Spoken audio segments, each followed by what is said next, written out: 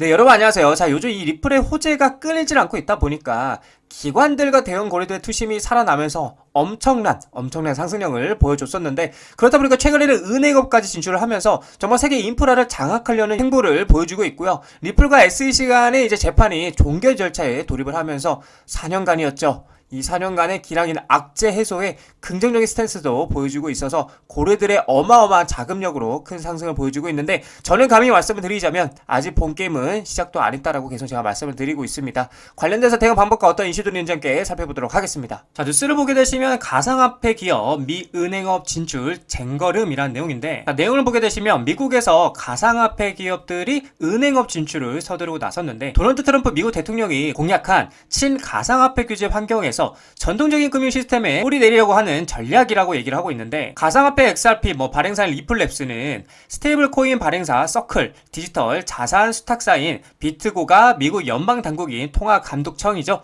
OCC에 내셔널 트러스트 뱅크인가를 신청을 했다. 내셔널 트러스트 뱅크는 자산을 보관하거나 결제 처리를 할 수는 있지만 대출을 제공하거나 이제 예금을 직접 받을 수는 없다라고 얘기를 하고 있고요. 자, 그래서 브래드 걸링하우스 이제 최고 경영자는 SNS에 올린 글이 리플이 통화감독청에 국내 은행 인가를 신청을 했다며, 이는 스테이블 코인 시장에서 신뢰성을 나타내는 새롭고 특별한 기준이다라고 이야기를 했고요. 이어 이제 승인이 되면은 우리는 주와 연방 감독을 모두 받게 된다며, 이는 스테이블 코인 시장에서 신뢰성을 나타내는 새롭고 특별한 기준이라고 얘기를 하고 있다는 거죠. 자, 그리고 또 중요한 거는 중앙은행이 이제 연방준비제도, 즉 연준이죠, 연준에 마스터 계좌도 신청을 했다라고 얘기를 하고 있고, 리플이 이런 행보는 자사의 스테이블 코인이 연방 당국의 규제 감독을 받는다는 점을 부각하며 투자자들의 신뢰를 높이려는 전략을 풀이가 되고 있고, 만약 이제 승인이 된다라면 연준의 스테이블 코인 준비금을 직접 보관할 수 있게 된다라는 거죠. 진짜 이제 본격적으로 시동을 건 거예요. 리플이 완전히 모든 인프라를 다 장악하려고 하고 있는 그런 모습들을 보여주고 있기도 하고, 사실 이것뿐만이 아니에요. 자, 뉴스를 보게 되시면 스위프트, 리플 XRP 활용 가능성이 제기되면서 금융시장이 들썩이고 있는데, 자, 블록체인 결제 솔루션 XRP 국제 은행 간 통신망 스위프트의 새 대안으로 부상을 하고 있고, 경쟁에서 협력으로 전환점을 만나라며 얘기를 하면서 글로벌 금융시스템의 대변화에 대해서 예고를 하고 있고, XRP 커뮤니티 기대감이 고조가 되고 있다. 그래서 전통 금융권의 탈중앙 디지털 자산 수용에 초입기가 되고 있는데, 자, 내용을 보게 되시면 글로벌 금융 메시징 서비스의 대명사인 국제은행통신망 스위프트가 블록체인 기반 결제 솔루션인 리플의 XRP를 은행 간 결제를 위한 대체 결제 계층으로 활용할 가능성이 제기가 되면서 글로벌 금융시장에 비상한 관심이 쏠리고 있는데, 저명한 소프트웨어 개발자이자 블록체인 도입의 강력한 지지자인 빈센트 반 코드의 최근 발언이 XRP 커뮤니티에 대해서 뜨거운 논쟁을 불러일으키며 이 같은 전망에 불을 지피고 있다. 자, 여기를 보게 되면 이제 수년간 스위프트와 리플은 국경 간 결제 현대화를 위한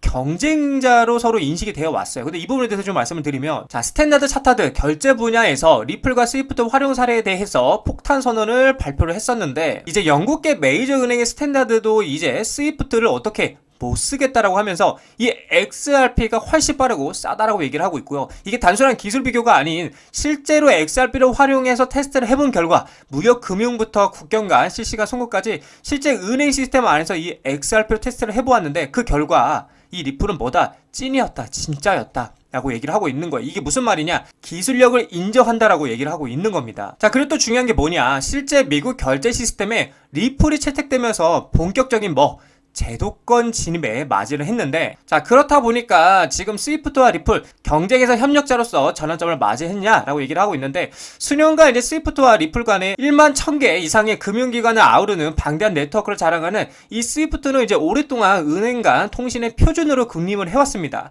반면에 리플은 리플렛과 온디맨드 유동성 그리고 솔루션을 통해서 XRP를 활용, 사전 자금 계좌 없이도 즉각적인 유동성을 제공하는 실시간 블록체인 기반 솔루션을 선보이면서 기존 시스템에 도전장을 내밀었다 이거죠. 자, 그래서 반코드의 발언은 이런 역학관계가 경쟁에서 협력으로 전환될 수 있음을 시사하고 있고요. 그는 항상 상대를 무너뜨릴 필요는 없다 그러면서 상대가 당신과 함께하도록 충분히 겁을 주면 된다고 언급했다라는 거죠. 리플의 기술 발전과 그리고 금융기관 네트워크 확장으로 인해서 스위프트와 같은 거대 기업조차 협상 테이블로 이끌어낼 수 있는 영향력이 커졌다라고 강조하고 있다라는 거예요. 그러니까 이 리플을 인정하고 있다라는 거죠. 자, 그래서 XRP 기존 금융 시스템의 비효율성을 해결할 열쇠라고 얘기를 하고 있어요. 이 XRP가.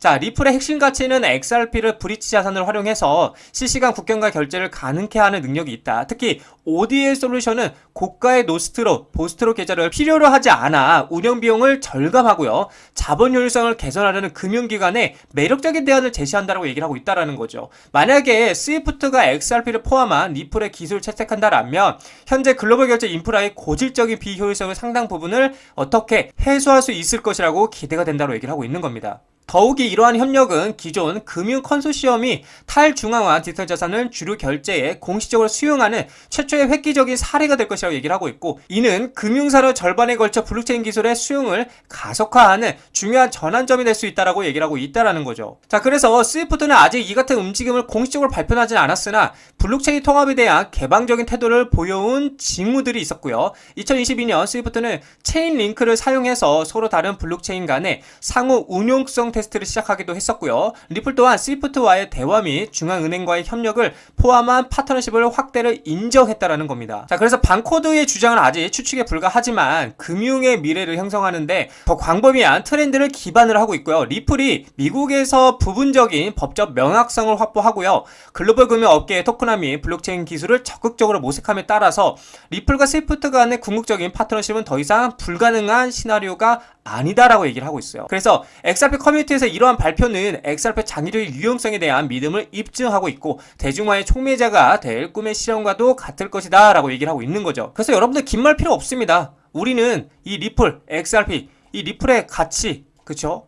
가치를 신뢰하고 믿으면서 밸류 인정하면 돼요. 그렇게 계속 우리는 뭐한다? 투자해 나가시면 된다라고 말씀을 드리고 싶습니다. 자, 리플 차트를 보게 되시면 제가 말씀드렸죠. 이 4,000원짜리를 돌파 후에 안착하는 그림은 쉽지 않을 거다. 왜냐하면 매물대가 워낙 이 저항이 4,000원이 강한 자리이기 때문에 쉽게 돌파한 후 안착하는 그림은 어려울 거라고 말씀을 드렸고, 일시적으로 돌파하다가 급락이 나와줄 거라고도 제가 말씀을 드렸습니다. 역시나 제가 말씀드린 대로 4,000원짜리를 강하게 돌파한 후에 급락이 나와주고 있는데, 역시 지금 중요한 거는 이제 첫 번째로 상방으로 계속해서 가려면은 4,000원짜리 위에 안착하는 그림이 나와줘야 계속해서 상방으로 올라갈 수 있는 길이 열리는 거고, 반대로 4,000원짜리 안착하지 못하고 다시 한번 떨어지게 된다라면 일단 첫 번째 지지 라인으로는 3,700원 라인 요 자리가 되겠고, 만약에 이 자리가 뚫리게 되면 제가 계속 말씀드렸던 이제 아래 채널이겠죠. 3,250원 자리까지는 열려 있다라고 말씀을 드릴 수 있겠습니다.